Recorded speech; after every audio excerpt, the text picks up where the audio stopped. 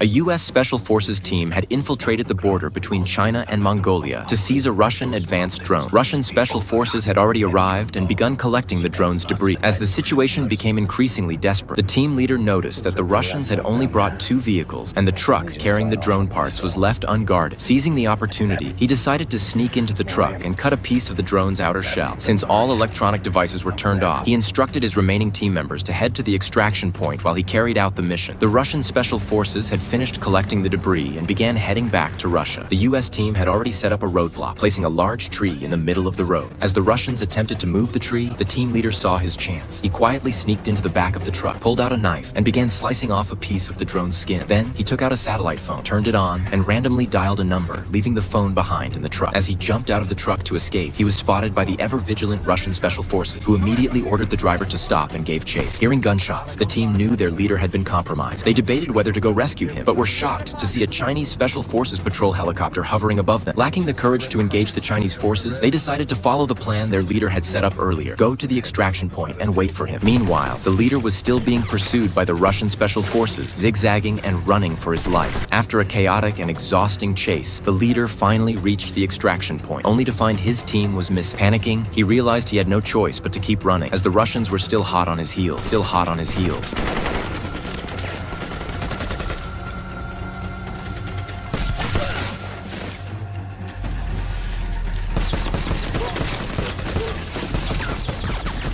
The Russians had not anticipated the U.S. forces' involvement and were caught off guard, retreating as quickly as they